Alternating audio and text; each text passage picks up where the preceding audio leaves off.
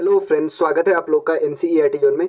Perfection IAS का yearly magazine जो 70th BPSC special आया उसको हम डिस्कस कर रहे हैं।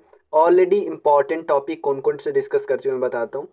सबसे पहले हमने बिहार करंट अफेयर्स एक वीडियो में किया, नेशनल करंट अफेयर्स। फिर थर्ड वीडियो आया था जिसमें बिहार इकोनॉमी सर्वे और बिहार बजट डिस्कस किया था। उसके बाद इंटरनेशनल, फिर साइंस एंड टेक, फिर डिफेंस एंड सिक्योरिटी। इस वीडियो में आएगा इकोनॉमी करंट अफेयर्स और आज ही आने वाला है। आज ही आया था डिफेंस एंड सिक्योरिटी, आज ही आएगा इकोनॉमी और आज ही आएगा एनवायरनमेंट। तीन टॉपिक आज रात तक कवर हो जाएगा। ठीक है, तो चलिए शुरू करते हैं।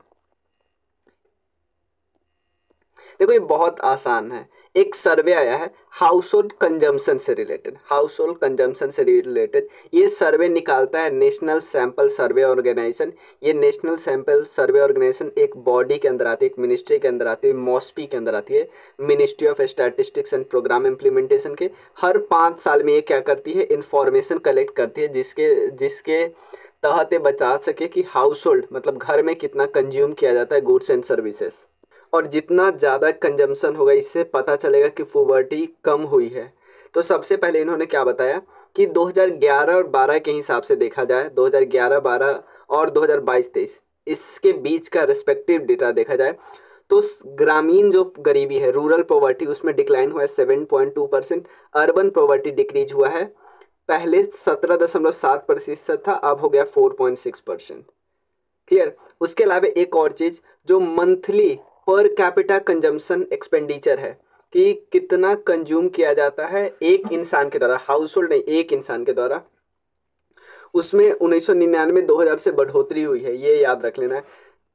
शहरों में कितना बढ़ोतरी हुई है, शहरों में बढ़ोतरी हुई 2.5 गुना और गांव में भी ऑलमोस्ट 2.5 गुना बढ़ोतरी हुई। ये पॉइंट ध्यान रखना क्योंकि कई सारे ऑप्शन बना के आपसे पूछा जा सकते हैं। मंथली पर कैपिटा कंजम्पशन सबसे ज़्यादा सिक्किम में है, सबसे कम छत्तीसगढ़ में है। 9 ऐसे स्टेट है जो नेशनल एवरेज से भी बिलो काम करते हैं। अगर कंजम्पशन एक्सपेंडिचर कैटेगरी वाइज देखा जाए डिसएडवांटेज सेक्शन के, तो गांव में सबसे कम खर्चा करते हैं शेड्यूल ट्राइब, शहरों में सबसे कम खर्चा करते हैं शेड्यूल कास्ट। क्लियर। उसके बाद ये बात लिखा है कि इंडिया का जो पॉवर्टी है ना वो 5% से भी कम आ गया है। किनके द्वारा, नीति आयोग के सीईओ जो उस समय थे वीवीआर सुब्रमण्यम, ये याद रखना है। इन्होंने बताया इसी डेटा के हिसाब से कि डिक्रीज हुआ है, मतलब इंडिया की जो पॉवर्टी है ना 5% से भी कम हो गई है इस डेटा के हिसाब से। House hold consumption consumption expenditure सर्वे 2022-2023, सॉरी मैंने उस समय बोल दिया, ये अभी वाले सीईओ ही है वीवीआर सुब्रमण्यम। और अभी वाले जो वाइस चेयरपर्सन कौन है, सुमन बेरी जी। याद रखना चेयरपर्सन हमेशा वो होते हैं जो उस समय प्राइम मिनिस्टर के पोस्ट पे होते हैं। ये इसकी पेरेंट गवर्नमेंट एजेंसी कौन है, मिनिस्ट्री ऑफ प्लानिंग। ये थोड़ा सा ध्यान रख सकते हैं। ये थिंक टैंक है, बना कब, 1 जनवरी 2015 में। ये इससे पहले एक बॉडी था प्लानिंग कमीशन, उसके अंदर ये सब होता था, अब उसी के जगह पे नीति आयोग आ गया है। नेक्स्ट है इंडिया का ग्रेन स्टोरेज सिस्टम है। तो मिनिस्ट्री ऑफ कॉपरेटिव्स यानी मिनिस्ट्री ऑफ कॉपरेशन जिसके मिनिस्टर है अमित शाह जी, इन्होंने दुनिया का सबसे लार्जेस्ट ग्रेन स्टोरेज सिस्टम बनाया है कॉपरेटिव सिस्टम में। और to establish diverse agriculture infrastructure फैलाना है प्राइमरी लेवल पे। याद रखना पहले पीएससी क्या है, at the level of PSCS क्या है, सिंपल, सबसे सिंपल समझो। कॉपरेटिव में कॉपरेटिव्स के थ्रू पैसा क्रेडिट लिया जाता है। तो इसमें 2 प्रकार का होता है, एक रूरल एक होता है अर्बन। रूरल में एक शॉर्ट टर्म वाला होता है, एक लॉन्ग टर्म वाला। शॉर्ट टर्म में देखो स्टेट लेवल पे state cooperative bank, district central cooperative bank. जो प्राइमरी लेवल पे होता है उसको बोलते हैं primary agriculture credit society. Long term का अलग है।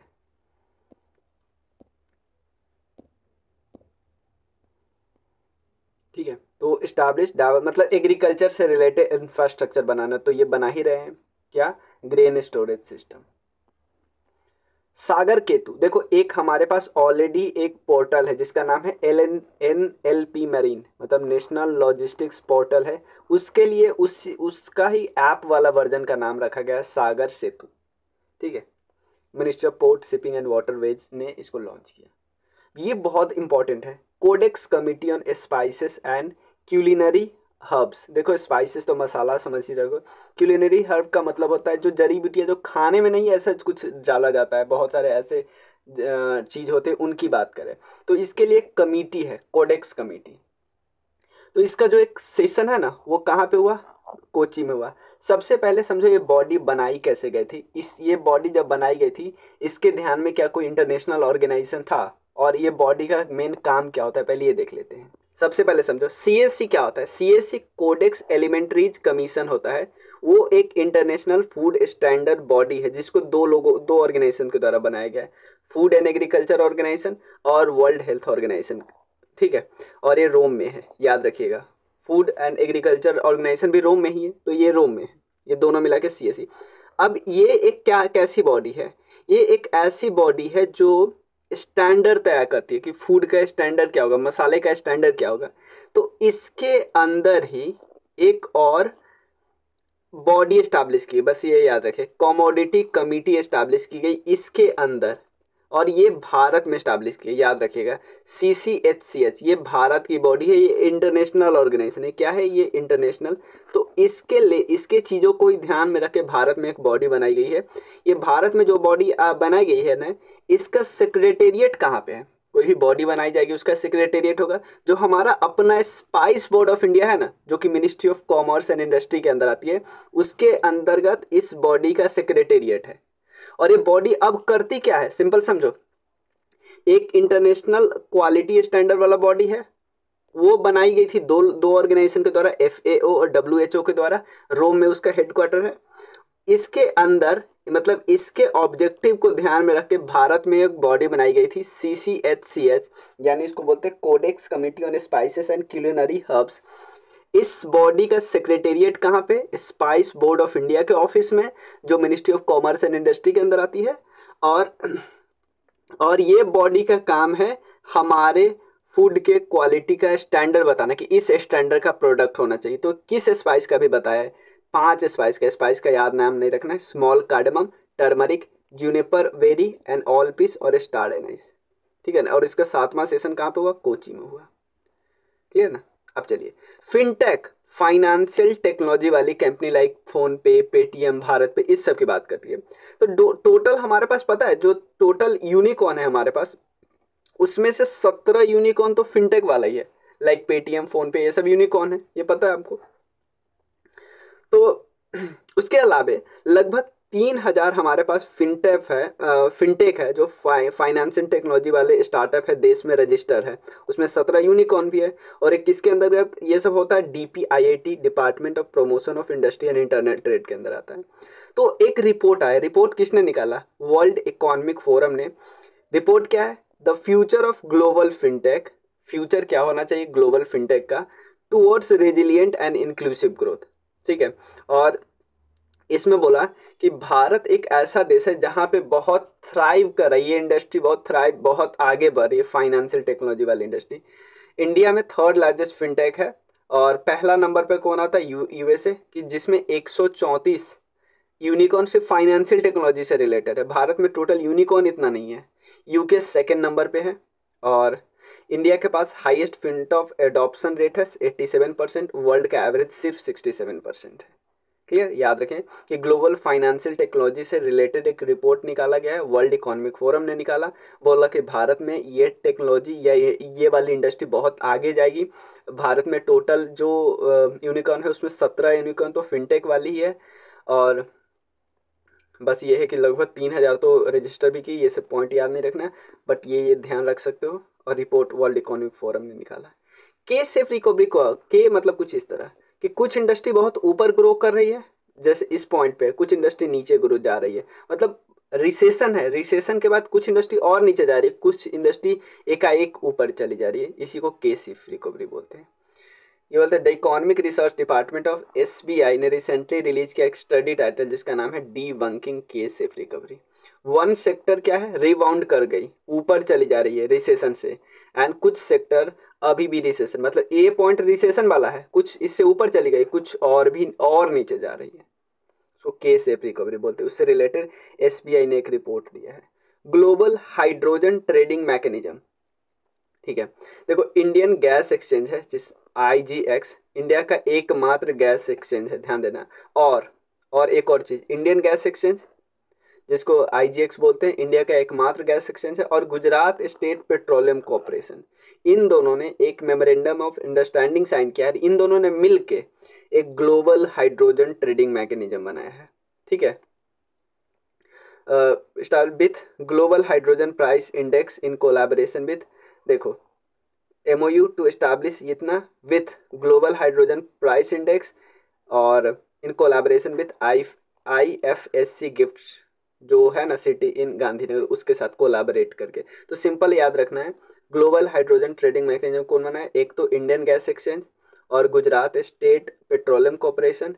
इन्होंने MOU किसके साथ साइन किया है? ग्लोबल हाइड्रोजन प्राइस इंडेक्स, मतलब एक साइड में ये दोनों बॉडी है, एक साइड में ग्लोबल हाइड्रोजन प्राइस इंडेक्स है, तो उस इंडेक्स के साथ कोलैबोरेट किया है, और फिर इस बॉडी के साथ भी कोलैबोरेट किया है जो हमारी IFSC है ना, ठीक है, गिफ्ट सिटी वाली जो गांधीनगर में है, उसके साथ। लेंटिन का प्रोडक्शन ऐसा बोला गया फूड एंड एग्रीकल्चर ऑर्गेनाइजेशन के द्वारा कि भारत इसमें क्या हुआ, टॉप रैंक पे पहुंच जाएगा इसके प्रोडक्ट्स में, इसको मसूर बोलते हैं। पहले अभी तक कौन है टॉप पे? कनाडा 2022 में, 2023 में भारत। देखो इसमें बहुत ज़्यादा प्रोडक्शन होने के बाद भी भारत बहुत ज़्यादा इंपोर्ट करता है ऑस्ट्रेलिया, कनाडा, रसिया, सिंगापुर और टर्की से, क्योंकि भारत बहुत ज़्यादा दाल को खाने वाला देश है, क्योंकि बहुत ज़्यादा वेजिटेरियन मिलते हैं। देखो FDI स्पेस सेक्टर में, ध्यान देना, स्पेस सेक्टर में FDI भारत कुछ कुछ फील्ड में 100% कर दिया है। स्पेस की बात करें तो अगर किसी को कंपोनेंट और सिस्टम्स या सब सिस्टम सैटेलाइट को बनाना है ना, तो उसमें 100% FDI हो गया ऑटोमेटिक रूट से। 49% किस फील्ड में हुआ? Launch vehicle and associative system. देखा, लॉन्च व्हीकल वाले में भी 49% है। 74% किस में आ गया? सैटेलाइट मैन्युफैक्चरिंग एंड ऑपरेशन में। तो कुछ में ऐसा है जो 100% हो गया, कुछ में 49, कुछ में 74%। रिन्यूएबल प्रोजेक्ट में हम लोग कितना परसेंट FDI अलाउ कर रहे हैं? 100%। पेट्रोलियम बेसिन, देखो ONGC जो है ना, ऑयल एंड नेचुरल गैस वाली जो कंपनी है, पब्लिक सेक्टर कंपनी, याद रखिए, इंडिया का largest oil and gas producer है, जो 72% जो कंट्री का है, जो हाइड्रोकार्बन प्रोडक्शन है ना, उसमें 72% यही कंट्रीब्यूट करता है। ये तो आपको पता ही है। सबसे ज़्यादा एनर्जी का कंजम्पशन USA में है, फिर चाइना में है। अब स्ट्रेटेजिक पेट्रोलियम रिजर्व, ये बहुत इंपॉर्टेंट है। देखो हमारे पास अभी 3 स्ट्रेटेजिक पेट्रोलियम रिजर्व है, जहाँ पे मतलब पेट्रोल को रिजर्व करके रखा जाता है। ये एक्चुअली देखो, ये रिजर्व अभी तक गवर्नमेंट रख रही थी, अब पहली बार ऐसा हुआ एक प्राइवेट प्लेयर ऐसे कर रहा है, मतलब गवर्नमेंट के ही उससे लाइसेंस है, बट प्राइवेट प्लेयर कर रहा है। अभी तक सब कुछ, पूरा सब कुछ गवर्नमेंट संभाली थी। अभी तक कितने थे? विशाखापट्टनम में, जो कि आंध्र प्रदेश में है, मैंगलोर और पादूर जो कर्नाटका में है, तो 3 था। अब क्या हुआ? देखो इंडिया प्लान कर रहा है पहला प्राइवेटली मैनेज, देखो प्राइवेट मैनेज कर रहा है, मैनेजमेंट का काम प्राइवेट को दिया गया है 2029-30 में, ये अभी लंबा टाइम है। ये प्रोजेक्ट को ओवरसी किसके द्वारा किया जाएगा? एक स्पेशल पर्पस व्हीकल बनाया गया इसके लिए, ध्यान देना, गवर्नमेंट के द्वारा एक स्पेशल पर्पस व्हीकल बनाया गया है, जिसका नाम है स्ट्रेटेजिक पेट्रोलियम रिजर्व लिमिटेड। ये इस चीज़ को ओवरसी करेगी, और इसका लोकेशन कहाँ पे? पादूर में ही, जहाँ पे ऑलरेडी गवर्नमेंट ऑफ इंडिया का एक है, और सेकंड प्लान है उड़ीसा में। मतलब उड़ीसा का मेन अभी हो सकता है, उड़ीसा का पर्टिकुलर लोकेशन फाइनल ना हो, ठीक है। और ये देख लो, जो बनाया जाएगा ये कोस्ट पे ही बनाया जाएगा, ये तो पक्का पता है भाई, क्योंकि ट्रांसपोर्टेशन का खर्चा बचेगा ना बहुत ज़्यादा। रसिया, देखो हम अगर इंपोर्ट की बात करते हैं तो सबसे ज़्यादा इंपोर्ट हम कहाँ से करते हैं? रसिया से। सेकंड है इराक, थर्ड है सऊदी अरेबिया। पिछले में हमने पॉइंट में देख लिया था, थर्ड लार्जेस्ट एनर्जी कंज्यूमर है। 85% हम डिपेंडेंट है किसी और पे। टोबैको क्या है? देखो सेकंड बिगेस्ट टोबैको प्रोड्यूसर है, ठीक है, चाइना के बाद। सबसे ज़्यादा प्रोडक्शन कौन कौन राज्यों में होती है? गुजरात, आंध्र प्रदेश, इन सब में होती है। ड्रॉट टॉलरेंट है, मतलब इवन सूखा में भी ये चला जाता है, इसीलिए लोग इसको करते हैं। देखो भारत में कंजम्पशन भी बहुत इसका होता है, बट प्रोडक्शन सेकंड नंबर पे होता है। अगर कंजम्पशन आपको पता है तो कमेंट सेक्शन में बताइए कंजम्पशन में रैंक कौन है। मुझे बहुत ज़्यादा लग रहा है कि 1 होगा, ठीक है। और देखो बहुत सारे, इसको हम थोड़ा कैश क्रॉप भी बोल सकते हैं कि आप डायरेक्टली पैसा कमा सकते हैं। India innovation centre for graphene, ये कहाँ पे स्टैब्लिश किया जा रहा है? केरला, कोची में, ठीक है ना, पहला ग्राफीन सेंटर। ये किस किस का जॉइंट वेंचर है? 2 ऑर्गेनाइजेशन है, एक टाटा स्टील लिमिटेड, ध्यान देना, टाटा स्टील लिमिटेड जिसको फंड करता है MeitY, MeitY Ministry of Electronics and Information Technology, और दूसरा ऑर्गेनाइजेशन है डिजिटल यूनिवर्सिटी जो कि केरला का है। इस यूनिवर्सिटी का एक बॉडी है centre for material and electronics technology. देखो एक तरफ सीमेंट आ गया और दूसरे तरफ आ गया टाटा स्टील, ये दोनों मिलके एक ग्राफीन सेंटर ओपन कर रहा है, India innovation graphene centre. India club, देखो ऑलरेडी एक ग्लोबल रूप में क्लब है, ग्लोबल PNI क्लब। देखो ये होता क्या है, सिंपल समझो, इसका हेडक्वार्टर लंदन में है। अभी इसका मतलब होता है कोई अगर शिप पानी में जा रही है तो उसका इंश्योरेंस होना चाहिए, ये उसको इंश्योरेंस प्रोवाइड कर रही है। तो भारत चाह रहा है कि भाई हमारा अपना एक ऐसा होना चाहिए, तो भारत का अपना होना चाहिए, तो इंडिया प्लान कर रहा है कि अपना प्रोटेक्शन एंड इंडेमिनिटी एंटिटी यानी PNI जो इंटरनेशनल लेवल पे वो हमारे देश का अपना होना चाहिए, जिसका नाम हम लोग क्या रखेंगे, इंडिया क्लब। ये क्या करेगा, इंश्योरेंस प्रोवाइड करेगा शिप का, जो ऑपरेट करेगा कोस्ट एंड वाटरवेज में, ठीक है। ये PNI जो क्लब है ना, उसमें ऐसा नहीं एक क्लब है, उसमें 13 क्लब का ग्रुप है, याद रखना। 13 हो सकता है, अलग अलग देशों का क्लब होगा, उस सब का ग्रुप है, ये कंबाइंड रूप से काम करते हैं। और 90% जो दुनिया में वेसल्स जाती है ना, उसको इंश्योरेंस यही 13 प्रोवाइड करते हैं। FEMA, FEMA regulation on for direct listing on international exchange. देखो अगर कोई इंसान या कंपनी डायरेक्ट लिस्ट करता है इंटरनेशनल एक्सचेंज पे, उस पे फेमा का regulation, financial exchange of management वाला जो है ना, financial exchange of management act, यही है, ठीक है। तो ये जो एक्ट है ना, उस पे अप्लाई होगा जो डायरेक्ट लिस्टिंग करता है इंटरनेशनल एक्सचेंज पे। To streamline foreign exchange transaction को स्ट्रीमलाइन करना, procedure offering companies greater flexibility, ये सब, ठीक है। बस ये पॉइंट ध्यान रखना। नवरत्न का स्टेटस किसको मिला, आईरेडा जो है ना, रिन्यूएबल एनर्जी डेवलपमेंट एजेंसी, जो पब्लिक सेक्टर एंटरप्राइजेज है, उसको नवरत्न का स्टेटस मिल गया है, याद रखिएगा। टोटल नवरत्न कितना हो गया, 17 हो गया है, और राइट्स जो था वो 16वां था नवरत्न। ग्रिड जो इंडिया है ना, उसको मिनी रत्ना का स्टेटस मिल गया है, और इवन सेंट्रल इलेक्ट्रॉनिक्स लिमिटेड को भी मिनी रत्ना का स्टेटस मिल गया है। पीस क्लॉज क्या होता है WTO का, देखो WTO के अंतर्गत ऐसा कुछ होता है कि अगर आप कुछ सीलिंग दिया हुआ किस चीज़ का, क्या होता है, सब्सिडी का, कि गवर्नमेंट को बोला गया है कि आप 10% सब्सिडी दीजिए, ठीक है, 10% डोमेस्टिक सपोर्ट सीलिंग, ठीक है। ये मान लिया बोला गया कि 10% सीलिंग थी सब्सिडी दे सकते हैं, अगर 100 रुपये का सामान है तो पब्लिक को 90 में दे सकते हैं। 3 प्रकार का उसमें होता है ना सब्सिडी, WTO में 3 प्रकार का, एम्बर बॉक्स, एक होता है ग्रीन बॉक्स, ब्लू बॉक्स, ये होता है ना 3, ठीक है। तो इसमें अगर कोई अगर ये 10% का सीलिंग है उसको ब्रीच करता है तो उन पे लीगल एक्शन लिया जा सकता है, उस पर्टिकुलर देश पे लीगल एक्शन लिया जा सकता है। तो पीस क्लॉज क्या है, पीस क्लॉज एक मैकेनिज्म है कि उसके अंतर्गत आप पे किसी पर्टिकुलर देश पे लीगल एक्शन नहीं लिया जा सकता है, सिंपल समझो, मतलब उस क्लॉज के अंतर्गत आप पे लीगल एक्शन नहीं लिया जाएगा। आपने कांड किया है, लीगल एक्शन बोला नहीं, लेकिन नहीं लिया जाएगा। तो इंडिया इन्वोक किया है peace clause for 5th consecutive times at WTO। Peace clause का यूज किया है क्योंकि इंडिया राइस सब्सिडी को एक्सीड किया है, जो प्रेस्क्राइब लिमिट है ना उसको, उसके हिसाब से आ गया, मतलब जो लिमिट है 10% उससे ज़्यादा सब्सिडी दिया है, ठीक है। यही बात लिखा है, राइस का प्रोडक्शन, ये सब याद नहीं रखना। देखो अडानी ग्रीन एनर्जी ने दुनिया का सबसे लार्जेस्ट रिन्यूएबल एनर्जी पार्क बना रहे हैं खावरा गुजरात में, ठीक है। इसका टोटल कैपेसिटी है 30 गीगावाट। 30 में से पता है सोलर है 26, और 4 गीगावाट क्या है, विंड। अडानी ग्रीन एनर्जी ने, देखो शाइट्रोन ये बना है पहला मल्टीनेशनल कंपनी जो ईवी इलेक्ट्रिक व्हीकल को, देखो बना रहे हैं इंडिया में, बाहर की कंपनी है, फ्रेंच कंपनी है, ऑटोमोबाइल कंपनी है, कार बनाती है, बना रहे इंडिया में और बेच कहाँ पे रहे, इंडिया से बाहर, ठीक है ना। तो इंडिया को भी फायदा हो रहा है। तो ये कहाँ पे सबसे पहली बार बेचा है, इंडोनेशिया में बेचा, और इसके ब्रांड एम्बेसडर है MS धोनी, ठीक है, ये याद रहे। एशियन डेवलपमेंट बैंक, इन्होंने प्रेडिक्ट किया है, इनका रिपोर्ट आता है, एशियन डेवलपमेंट आउटलुक रिपोर्ट, ये बोला कि इंडिया का ग्रोथ 7% इस साल में होगा, अगले साल 7.2% होगा। इसका हेडक्वार्टर है मनीला में, 68 मेंबर है इसमें, ठीक है ना। लोन प्रोवाइड करते हैं, टेक्निकल असिस्टेंस बहुत कुछ देते हैं। एशियन डेवलपमेंट बैंक, ये याद रख लीजिएगा, ग्रांट ये सब देते हैं। लार्जेस्ट स्टेक होल्डर जापान और यूएसए है।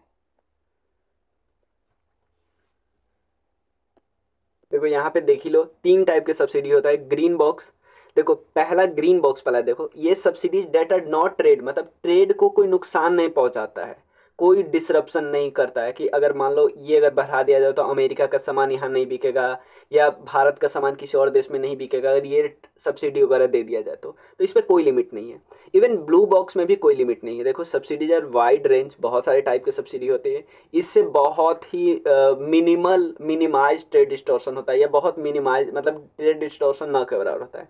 बट एम्बर बॉक्स जो है उसमें बोला गया है कि एक ऐसा सब्सिडी है, एग्जाम्पल लेती है जाए कि चावल का सब्सिडीज भारत देता है, तो भारत में चावल, मान लो भारत का चावल भारत में मिलता है 50 रुपये, बट अमेरिका की कंपनी तो उनको सब्सिडी नहीं देती है, तो अमेरिका वाला सेम राइस भारत में बेचता है 60 रुपये, तो क्या कोई अमेरिका वाला खरीदेगा? नहीं, वो भारत वाला खरीदेगा 50 रुपये वाला, सेम चावल का क्वालिटी है।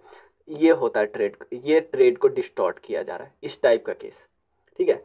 तो ऐसे में बोला गया कि आप ज़्यादा से ज़्यादा डेवलप्ड कंट्री हो आप तो 5% टैक्स आप सब्सिडी दो, और डेवलपिंग कंट्री हो तो 10%। तो कभी कभी भारत 10 से ज़्यादा दे देता है, इसके लिए ही भारत क्या यूज करता है? Peace clause. समझ में आना? अगर ये नहीं करोगे तो लीगल एक्शन ले लिया जाएगा। नेक्स्ट क्या है? इंडिया एडेड, ये पॉइंट याद नहीं रखना क्योंकि फैक्ट है बिल्कुल, कि इंडिया का जो इंस्टॉल्ड रिन्यूएबल एनर्जी का जो कैपेसिटी है 2014 में था 76 गीगावाट, अब लगभग 178, मतलब हम लोग 2.34 टाइम्स से ज़्यादा बढ़ गए हैं, ठीक है, इंस्टॉल्ड कैपेसिटी। मेन ये याद रखना है कि इंडिया का एम क्या है कि हम लोग रिन्यूएबल एनर्जी के कैपेसिटी को 500 गीगावाट पहुंचा दें। अभी कितना पहुंच गया है? लगभग 178 पहुंच गया है 2030 तक।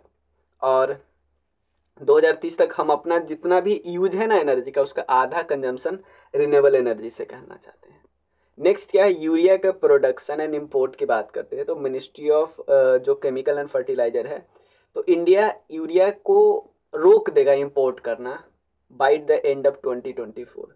तो इंडिया का में फिर प्रोडक्शन करना पड़ेगा ज़्यादा। पैराडिप पोर्ट, ये बन गया है टॉप कार्गो हैंडलिंग पोर्ट, ये याद रखना है, टॉप कार्गो हैंडलिंग पोर्ट, ये उड़ीसा में है। ये इसने किसको किसको पीछे किया है? दीनदयाल पोर्ट अथॉरिटी को, जो कि कांडला वाला है।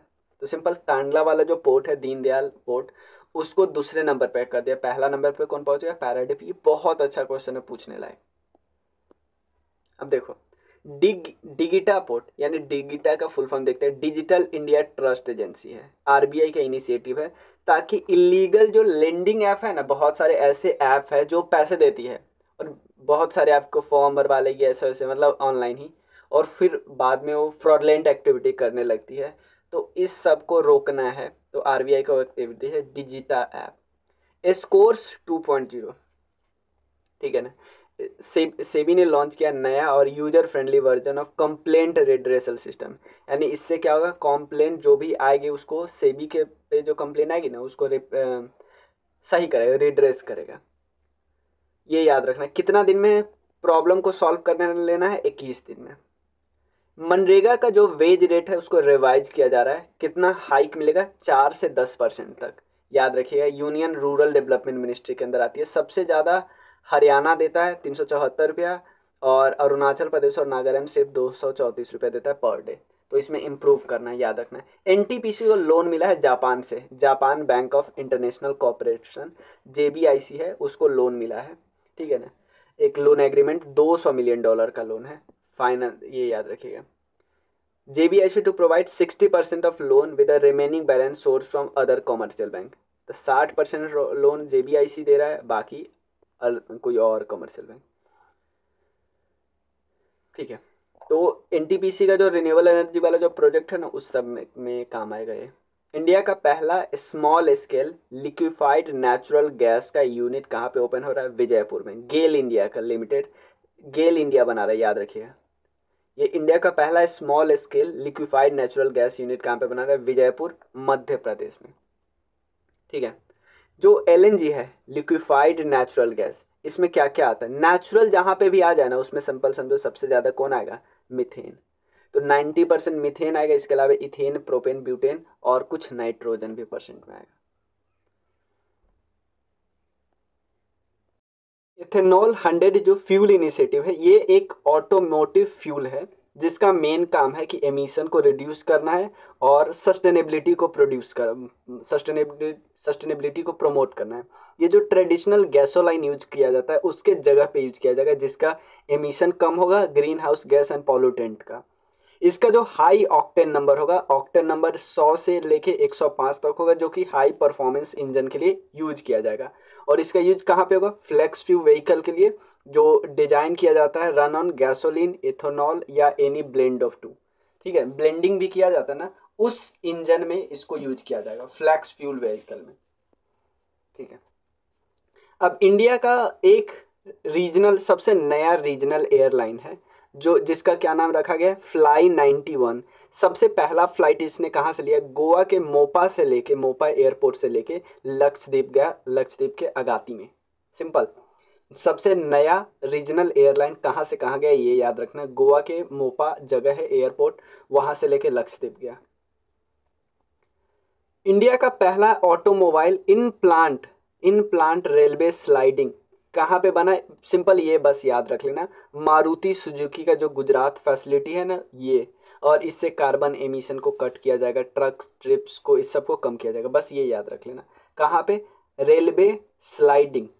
ठीक है ना, पहले ऑटोमोबाइल प्लांट कहाँ पे? गुजरात का जो मारुति सुजुकी का जो फैसिलिटी है ना वहाँ पे। फॉरेक्स रिजर्व इंडिया का बहुत इम्प्रूव हुआ है, ये याद रखना। अभी तक सबसे ज़्यादा है, जितना भारत में अभी तक हुआ है उस सबसे ज़्यादा। फॉरेक्स में क्या क्या इंक्लूड किया जाता है? एक तो फॉरेन करेंसी एसेट होता है, गोल्ड रिजर्व होता है, उसका एसपीआर होता है, एसडीआर है, स्पेशल ड्राइंग राइट, आईएमएफ की करेंसी इसको बोल सकते हैं। और एक और चीज़, इंडिया का इस रिजर्व पोजीशन आईएमएफ में क्या है, ये भी इंपॉर्टेंट है। आपको ये तीनों याद रहेगा, ये में भी कंफ्यूज हो सकते हो, लॉजिक भी लगा के गलती कर सकते हो, बट ये भी होता है। इंडिया ने बायलेटरल इन्वेस्टमेंट ट्रीटी साइन की है किसके साथ? यूएई के साथ। पाई प्लेटफॉर्म क्या है? देखो, एक पेटीएम ई कॉमर्स जो है उन्होंने अपना नाम चेंज करके क्या कर लिया है? पाई प्लेटफॉर्म। ठीक है। और ये चेंज जो करते हैं ना उसको अप्रूवल देते हैं रजिस्ट्रार ऑफ कंपनीज। देखो, लार्जेस्ट स्टॉक में इंडिया अब नंबर 4 पे पोजीशन पे पहुंच गया है। सबसे पहला है यूएस, फिर चाइना, फिर जापान, अब आ गया फोर्थ इंडिया। पहले फोर्थ कौन था? हांगकांग था। ठीक है, इंडिया हांगकांग को हटा दिया और स्टॉक एक्सचेंज में फोर्थ नंबर पर गया। To combine value of India का कितना हो गया? 4.33 ट्रिलियन। देखो, प्रेसिडेंट साहब ने साहिबा ने कंस्टिट्यूट किया 16वां फाइनेंस कमीशन। फाइनेंस कमीशन में याद रखना, अभी जो फाइनेंस कमीशन के जो चेयरपर्सन बने हैं उनका क्या नाम हुआ है? जो 16वें फाइनेंस कमीशन के, श्री अरविंद पनागरिया जी। ये एक्चुअली फॉर्मर वाइस चेयरपर्सन है नीति आयोग के। अभी इस पोस्ट पे कौन पहुंच गया आपको पता है? सुमन बेरी जी, याद रख लेना। और इसको कंस्टिट्यूट किया जाता है इन pursuance of article 280 sub clause 1। अब और कुछ मेंबर है, इनका नाम तो याद नहीं रखना है वैसे। श्री अजय नारायण झा जी याद रख लेना, क्योंकि एक बार बीपीएससी में पूछ लिया था कि इनमें से कौन से member finance commission 15 finance commission के नहीं है, क्योंकि उसमें एनके सिंह चेयरमैन थे, तो ये याद रख सकते हो। एक है श्री अजय नारायण झा। ठीक है, ये क्या है ये याद नहीं रखना है, क्या थे ये याद नहीं रखना है। उसके अलावा एनी जॉर्ज मैथ्यू, मनोज पांडे जी, ये। और उसके अलावा एक है पार्ट टाइम मेंबर है, सौम्या कांति घोष। ठीक है। उसके अलावा श्री ऋत्विक रंजनम पांडे, इनको नियुक्त किया गया है सेक्रेटरी ऑफ द कमीशन। ठीक है, ये याद रख सकते हो, इतना याद नहीं है। देखो, commission has been requested to make अपने रिपोर्ट को 31 अक्टूबर 2025 तक इनको पहुंचा देना है। और कब से कब तक ये इसका रिपोर्ट काम करेगा? 1 अप्रैल 2026 से अगले 5 साल। उसके अलावा ये जो मेंबर है ना वो अपॉइंट किया जाता है एक कमीशन के द्वारा, लास्ट में एक कमीशन अप्रूव करती है, लास्ट में प्रेसिडेंट जी मतलब कि अपॉइंट करते हैं। ठीक है, देखो पहले मनोज पांडा जी की जगह पे इनको रखा गया था, निरंजन राजाध्यक्ष जी को, फिर इनको रिप्लेस कर दिया गया। देखो कोपरा एक फसल है, आपको पता है, इसके लिए CCEA cabinet committee of economic affairs ने एमएसपी अप्रूव किया है। तो सबसे पहले एमएसपी कैलकुलेट कौन करता है? Commission for agriculture and cost price. ये बहुत चीज़ों को ध्यान में रखे, like cost of production, demand, supply, ये सब कुछ देख के कितना पैसा खर्चा हुआ, ऐसे नहीं अपने मन से एमएसपी क्लियर बता देंगे। इस सब के बाद ये बोलते हैं, ये अप्रूव नहीं करते, ये बस डिसाइड करते कि धान इस साल बिकेगा 1800 पर क्विंटल, बोल दिया इन्होंने। अब cabinet committee of economic affairs उस पर साइन करेगा, हाँ अप्रूव कर दिया। तो कोपरा फसल के लिए ये 2024 सीजन के लिए बताया जाता है, ये एक बार किया जाता है 21 सीजन के लिए, 22 क्रॉप के लिए दिया जाता है, याद रखना। इसके अलावा शुगर केन के लिए अलग एक है। ठीक है, स्टेट फाइनेंस की बात करते हैं, रिपोर्ट कुछ ने निकाला है आरबीआई ने, एनुअल रिपोर्ट जिनका नाम रखा गया state finances A study on budget 2023-2024। ठीक है, तो यहाँ बोला गया कि स्टेट का जो कंसोलिडेटेड ग्रॉस फिस्कल डेफिसिट है, ये क्या कर रहा है, ग्रॉस डोमेस्टिक प्रोडक्ट। देखो एक तो fiscal deficit but gross GDP का रेशियो जो है वो डिक्लाइन कर रहा है, ये अच्छी बात है। हमारे जीडीपी में जीडीपी का इतना पोर्शन, मतलब हम ऐसे बोल सकते हैं हमारा फिजिकल डेफिसिट 4 रुपया, हमारे जीडीपी 100 रुपया है। ठीक है, तो ये कितना हुआ, कितना परसेंट हुआ, 4% हुआ। तो पहले 4% था, अब कितना, 2.8%, ये कम हुआ, सही, अच्छा बात है। गोल्डन ट्रायंगल और एक होता है गोल्डन क्रेसेंट। सबसे पहले समझो, गोल्डन क्रेसेंट का मतलब ऐसे देश जहाँ पे ओपियम का प्रोडक्शन होता है। ठीक है ना, एक कौन कौन है, ईरान, इजराइल, ईरान, अफगानिस्तान और पाकिस्तान। एक गोल्डन ट्रायंगल है, उसमें 4 देश आते हैं, एक आते हैं म्यांमार, थाईलैंड, लाओस, 3 3 देश आते हैं दोनों में। ठीक है, यहाँ पे यह एक बार आप थोड़ा सा सर्च करना कि इसमें 3 ही देश आते हैं, मुझे तो लग रहा था 4 देश आते हैं ट्रायंगल वाला में, म्यांमार, थाईलैंड, लाओस, और क्रेसेंट वाले में भी 3 देश आते हैं, मान लो। तो एक रिपोर्ट आया है, South East Asia opium survey 2023 cultivation production and implication excess opium poppy cultivation in South East Asia. ठीक है, ओपियम इकोनॉमी से स्टडी ग्रोथ देखने को मिला है। रिपोर्ट किन्होंने दिया, ये report United Nation Office on Drug and Crime. Minimum export price on onion, तो Director General of Foreign Trade ने एक मिनिमम एक्सपोर्ट प्राइस लगाया है अनियन पे, कितना, $800 पर टन। ठीक है, और एक किसके द्वारा, ministry of commerce and industry. मतलब इससे सस्ता आपको बेचना ही नहीं है, इससे आपको महंगा बेचना, महंगा बेचोगे। सिंपल इसका तकनीक क्या क्यों, क्या उपाय है, क्यों किए ये सब पता है आप लोग को, ताकि एक्सपोर्ट कम से कम हो, मत सिर्फ। ठीक है, और भी उपाय है, मिनिमम एक्सपोर्ट प्राइस लगा दो, भारत में रहेगा ना सामान, भारत के खुद के लोग के लिए कम जाता है। ऑपरेशन ग्रीन स्कीम फॉर, ये देखो पहले ये 3 ही क्रॉप के लिए था, टॉप्स स्कीम, मतलब ये ऑपरेशन ग्रीन था, ऑपरेशन ग्रीन स्कीम पहले 3 ही के लिए था, अब बहुत सारे क्रॉप के लिए हो गया है। ये खासकर हॉर्टिकल्चर क्रॉप के लिए, हॉर्टिकल्चर क्रॉप और जो फल वाला होता है ना उसके लिए। Price stabilisation fund to cool onion price, मतलब कम करना। दिव्यांग के लिए गवर्नमेंट ने अनाउंस किया 1% इंटरेस्ट रेट में डिबेट कम करना। ठीक है ना, अंडर नेशनल दिव्यांगजन फाइनेंस एंड डेवलपमेंट कॉर्पोरेशन। ठीक है, इनको फाइनेंशियल सहायता प्रदान करना। एक इंडिया इंटरनेशनल ट्रेड फेयर, ये प्रगति मैदान में, थीम क्या है, वसुदैव कुटुंबकम। पार्टनर स्टेट बहुत इंपॉर्टेंट है बीपीएससी के लिए, बिहार और केरला। उसके अलावा फोकस स्टेट कौन कौन है, दिल्ली, जम्मू एंड कश्मीर, झारखंड, महाराष्ट्र और यूपी। देखो जीआई टैग अभी किसको मिला है, सैफरन, जिसको हम लोग केसर बोलते हैं, बट वो केसर हमारे लोकली उसको केसर, लोकली उसको कुंग बोला जाता है। ठीक है ना, बाकी जहाँ पे क्या बोला जाता है, नेशनली केसर बोला जाता है। तो किश्तवाड़ एक एरिया है जम्मू एंड कश्मीर में, उसको जीआई टैग मिला है इस पर्टिकुलर फसल को। ठीक है, सैफरन, इसको एक और नाम बोला जाता है, कुमकुम भी बोला जाता है। इंफ्रास्ट्रक्चर पे स्पेंड बहुत ज़्यादा भारत कर रहे हैं, भारत क्या बोल रहे हैं कि India set to double infrastructure की स्पेंडिंग पे डबल करना है 2030 तक। और एक क्रिसिल ने बताया बस फोकस क्या है इस बात पे, इस कॉन्क्लेव का, building and financing sustainable infrastructure. Nitin Gadkari ji ने CRISIL infrastructure year book 2023 launch किया और एक इंट्रोड्यूस किया एक नया नेशनल इंडेक्स जिसका नाम है क्रिसिल इंफ्रा इन्वेक्स। जीएम जो गवर्नमेंट ई मार्केट प्लेस है ना, इसके लिए सहाय 2.0 एक प्लेटफॉर्म लॉन्च किया गया, एक mobile based inclusive lending platform है। उधार ले सकते हो, सेलर्स उधार ले सकते हैं अप टू 10 लाख। एनपीसी देखो, NPC national payment corporation of India ने एक साइन किया किसके साथ, रिजर्व बैंक ऑफ पेरू के साथ, ताकि वहाँ पे यूपीआई जो हमारा यूपीआई जो है उसको वहाँ पे उसके साथ पार्टनरशिप किया जा सके कि अगर यहाँ के लोग वहाँ जाए तो आराम से यूपीआई यूज कर सकता है। तो पेरू पहला साउथ अमेरिकन कंट्री बना, ये याद रखिएगा। देखिए कोल वाला टॉपिक बचा हुआ है, वो हम बाद में कर लेंगे, मैं भूल गया था अभी, देखा है ये वाला पार्ट, ये वाला पार्ट करना है, पहले हम इसी को कर ही लेते, खत्म कर लेते हैं। इंडिया का कोल एंड लिग्नाइट प्रोडक्शन है ऑल टाइम हाई पे पहुंच गया, 1 बिलियन टन पहुंच गया है।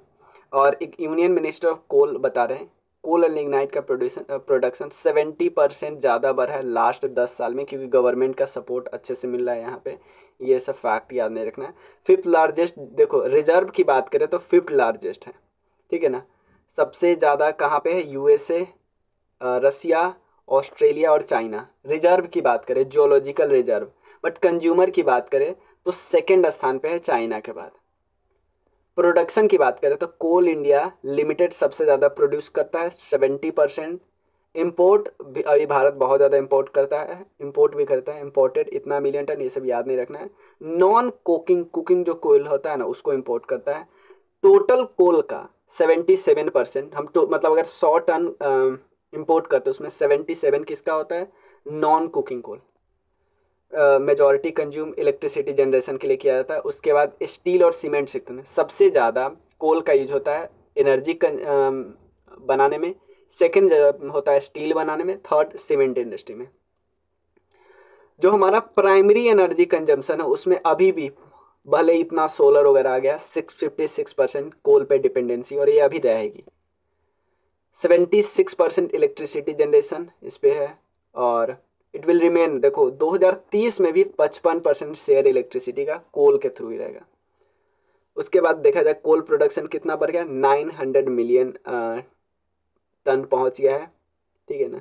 1 बिलियन टन हमारा टारगेट क्या है by 31 March. During this current physical year India has achieve the remarkable feat of surpassing, मतलब हम पिछले साल का जो हमारा जो उस था ना टारगेट, पिछले साल पूरे साल में हमने जितना प्रोडक्शन किया था उससे ज़्यादा हम अभी ही पहुंच गए, ठीक है ना, यही बात है। तो कुछ कुछ फैक्ट उसमें इंपॉर्टेंट था, वो आप देख लेना बस। इंडिया का 4th लार्जेस्ट एक्सपोर्ट मार्केट, तो यूनाइटेड किंगडम अब ओवरटेक कर लिया चाइना को कि इंडिया का 4था लार्जेस्ट एक्सपोर्ट मार्केट है, ये याद रखिए। बहुत सारे प्रोडक्ट जाते हैं, machinery, food item, pharmaceutical product, ये सब चीज़ें, ठीक है। सबसे ज़्यादा इंडिया अपना सामान कहाँ बेचता है, यूएस में, सेकंड यूएई में, थर्ड नीदरलैंड में, फोर्थ यूके में, फिफ्थ चाइना में।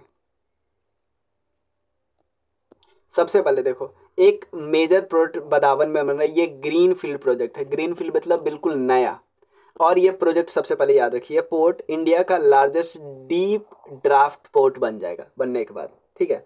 और इसको बनाएगा वही बदावन पोर्ट प्रोजेक्ट लिमिटेड ने। और ये जो प्रोजेक्ट जो भी बन रहा है ना, भारत सरकार का एक प्रोग्राम है जिसमें इंफ्रास्ट्रक्चर डेवलपमेंट किया जाता है, पीएम गति शक्ति प्रोग्राम। इससे फॉरेन ट्रेड कैपेबिलिटीज इंप्रूव होगी, लोकल इकॉनमी इंप्रूव होगी, ये सब सिंपल बात है। और ये बन कहाँ पे रहा है, महाराष्ट्र के पालघर डिस्ट्रिक्ट में। स्पेशल इकोनॉमिक जोन तो आपको पता ही होगा, ठीक है। देखो स्पेशल इकोनॉमिक जोन होता है एक ऐसा जोन जहाँ का अलग ही, वहाँ का एक ऐसा इनक्लेव होता है या ऐसा टेरिटरी होता है जिसका रूल ही अलग होता है, ठीक है। मतलब ये होता है नेशनल बाउंड्री के अंदर ही, बट उसका जो इकोनॉमिक रूल होता है काफ़ी लिबरल होता है। अगर आपसे पूछा जाए सबसे पहला इकोनॉमिक जोन बना था स्पेशल इकोनॉमिक जोन, वो कौन था, कांडला स्पेशल इकोनॉमिक जोन, ये गुजरात में था। इवन इवन इवन ये पहला इंडियन तो था, ये पहला एशियन भी था। एशिया का पहला इकोनॉमिक जोन भी यही था, 1965 में इस्टेब्लिश किया गया था। और जो स्पेशल इकोनॉमिक जोन का रूल कब आया था, 2006 में आया था। तो यहाँ पे क्या बोला जाता है कि एक्सपोर्ट फ्रॉम इस कंट्रीज स्पेशल इकोनॉमिक जोन ये बढ़ा है, 4.10% से बढ़ा है। ऑब्वियसली बढ़ेगा ही बढ़ेगा, क्योंकि यहाँ पे रूल अलग है। यहाँ पे जो लोग यूज करते हैं उनको सस्ता पड़ता है प्रोडक्शन, सब कुछ, इलेक्ट्रिसिटी हो सकता है सस्ता हो, एक्सपोर्ट पे आपको सब्सिडी मिलता हो। तो यहाँ से तो एक्सपोर्ट बढ़ना ही बढ़ना है। तो कहाँ कहाँ पे बेचते हैं ये भी याद नहीं रखना है, UAE, America, Britain, Australia, Singapore. देखो सबसे लार्जेस्ट मेंबर, सबसे ज़्यादा स्पेशल इकोनॉमिक जोन कहाँ पे है, तमिलनाडु, महाराष्ट्र, तेलंगाना, ये सब है। ठीक है। रेमिटेंस में हम पहले नंबर पे 120 बिलियन डॉलर, सेकेंड स्थान पे जो है ना उससे हम ऑलमोस्ट डबल है, सेकेंड स्थान पे मैक्सिको 66 मिलियन डॉलर है। उसके बाद चाइना वगैरह आता है, ये सब याद रखिए। देखो remittance from UAE to India are 18%। ठीक है ना, मतलब यूएई से जितना टोटल रेमिटेंस आता है उसका 18% बस यूएई से आता है। उसके अलावा यूएई के अलावा सऊदी अरेबिया, कुवैत, ओमान और कतर, ठीक है, इंडिया का 11% यहाँ इन सब जगहों से आता है, बाकी यूएसए से आता है वगैरह। सेंट्रल इलेक्ट्रॉनिक्स लिमिटेड को मिनी रत्ना कैटेगरी 1 स्टेटस मिल गया गोल्डन जुबली सेलिब्रेशन में, ये याद रखिएगा। आरबीआई ने लॉन्च किया है थर्ड ग्लोबल हैकाथन हार्विंजर 2024, ताकि फाइनेंशियल जो फ्रॉड होता है ना उसको रोका जा सके। मतलब एक हैकाथन में लोग अपना इनोवेशन बताते हैं, याद रखिएगा। दो की थीम है, जीरो फाइनेंशियल फ्रॉड और विंग दिव्यांग फ्रेंडली, ये बहुत इंपॉर्टेंट है। इनोवेटिव टेक प्रोडक्ट्स सॉल्यूशन बताना, डिटेक्टिंग ये सब फाइनेंशियल फ्रॉड। ये हमें कुछ दिन पहले न्यूज में आया था कि 100 टन हम जो गोल्ड, देखो हम गोल्ड कहाँ संभालने के लिए नहीं होता है कि बैंक में, मान लो हम हमारे पास गोल्ड है तो संभालने के लिए हम बैंक के लॉकर में रखते हैं। बट भारत के बहुत पहले की बात है कि भारत अपना सामान गोल्ड कहाँ रखता था संभालने के लिए, इंग्लैंड के एक बैंक है ना वहाँ पे रखता था, ब्रिटेन बैंक ऑफ इंग्लैंड उसका नाम है। बहुत सारे देश वहाँ पे रखते थे। अब भारत बोला है उसको हम अपने यहाँ रखेंगे, तो भारत 100 टन गोल्ड को अपने यहाँ ला रहा है ताकि उनके उसको डोमेस्टिक वॉल्ट में रखा जाए। ठीक है, ये लार्जेस्ट ट्रांसफर ऑफ गोल्ड है सिंस 1991। और इसके लिए वो पैसा भी लेते थे कि भाई हम आपका संभाल के रख रहे सामान, हमको पैसा भी चाहिए। तो अब आफ्टर दिस जो इंडिया का गोल्ड रिजर्व है वो इम्प्रूव हो गया, अब हम 822 टन पे पहुँच गए हैं। ठीक है, और ये कहाँ पे रखा जाएगा, मुंबई के मिनी मिंट रोड के पास है, एक आरबीआई का ओल्ड बिल्डिंग है वहाँ पे। ठीक है, गवर्नमेंट ने रिटायरमेंट और डेथ ग्रेट्युटी लिमिट को कितना कर दिया है, 25 लाख। ठीक है, पहले था 20 लाख, अब कितना कर दिया, 25 lakh. Ministry of personnel public grievances and pension ने इशू किया ऑफिस ऑफ ऑफिशियल मेमोरेंडम। ठीक है, और ये 1 जनवरी 2004 से इफेक्ट में आएगा। ग्रेट्युटी क्या होता है, देखो ग्रेट्युटी ये डिफाइंड बेनिफिट प्लान होता है जो एम्प्लॉयर के द्वारा एम्प्लॉई को दिया जाता है अगर वो 5 साल लगातार सर्विस किए हैं उस पर्टिकुलर जगह पे तो। ठीक है, आगे इंडिया का थर्ड लार्जेस्ट, ये तो हमने देखा ही था वो वाला लिस्ट। ठीक है, थर्ड नंबर पे कौन पहुंच गया है, नीदरलैंड। नीदरलैंड को हम क्या क्या बेचते हैं ये सब याद रख लेंगे। नहीं, सबसे पहला यूएसए, फिर यूएई, फिर नीदरलैंड, फिर यूके, फिर चाइना हो गया। घाना ने रिलायंस के Maldives ion India's rupees service, ये आई थिंक हो भी गया है मालदीव के साथ। ठीक है ना, इंडिया और चाइना दोनों ने लोकल करेंसी में बायलेटरल की बात कर चुके हैं मालदीव से, दोनों इंडिया और चाइना। इंडिया का 2024 का थर्ड यूनिकॉर्न बन गया पोर्टर। ठीक है, ये लॉजिस्टिक्स सर्विस प्लेटफॉर्म है पोर्टर, याद रख लेना। और थर्ड यहाँ बना है, इससे पहले परफ्यूस और ओला का जो एआई वेंचर है ना जिसका नाम है कुरी ट्रीम, ये भी बन चुका है। और टोटल 113 यूनिकॉर्न है। XP100 क्या है, ये एक फ्यूल है, प्रीमियम फ्यूल XP100। ये बनाया कौन, IOCL, और एक्सपोर्ट कर रहा है श्रीलंका को। ये एक्सेप्शनल एंटी लॉक प्रॉपर्टीज है इसमें, याद रखिएगा। जवाहर नेहरू पोर्ट ट्रस्ट है ना वहीं से हम भेज रहे हैं श्रीलंका, इतना याद है वो काफ़ी। देखो टॉप इंडिया का जो टॉप 10 ट्रेडिंग पार्टनर है ना उसके साथ, उसमें 9 के साथ हम ट्रेड डेफिसिट है, ये बहुत एक चिंताजनक चीज़ है। कॉस्ट इन्फ्लेशन इंडेक्स ये किसने दिया? सेंट्रल गवर्नमेंट ने। ये मेजर किसने करता है, कौन करता है? Income tax department of India to account for an inflation. ठीक है। जो cost inflation index use to calculate the profit made by, टैक्स पर कितना प्रॉफिट किया आपने कैपिटल एसेट को बेचकर, after adjusting for the inflation. जैसे मान लो कोई कैपिटल एसेट 100 रुपये में खरीदा था, ठीक है, अगले साल उसने बेचा मान लो 120 रुपये में, तो इसको लग रहा है प्रॉफिट कितना हुआ? 20 रुपया। लेकिन मान लो इन्फ्लेशन ही 10% बढ़ गया, तो इसका प्रॉफिट तो 10 ही हुआ ना, 10% हुआ ना। इसी की बात करते हैं। इंडिया हैज, और मान लो इसका मान लो हो सकता है इसको कैपिटल गेन टैक्स भी देना पड़ा होगा 20 रुपये में, मान लो इसको मान लो 5 रुपये कैपिटल गेन टैक्स बना होगा, 10 रुपये इन्फ्लेशन का, तो इसका मेन प्रॉफिट तो 5 ही रुपया हुआ ना। इसी की बात कर रहे हैं। इंडिया का जो एक्सटर्नल डेट है इतना पहुंच गया, ये कोई हाई है, इससे कोई प्रॉब्लम नहीं होता। ठीक है। The same time the share of an was, ये इंपॉर्टेंट नहीं है। महाराष्ट्र, देखो ब्रिटेन जो इन्वेस्ट करे वो सबसे ज़्यादा एफटीआई कहाँ पे आ रहा है? महाराष्ट्र में आ रहा है। ये पॉइंट ध्यान रख सकते हो। ठीक है। तो हमारा इकोनॉमी पूरा कवर हो गया। नेक्स्ट वीडियो में हम डिस्कस करेंगे environment and ecology. Thank you so much.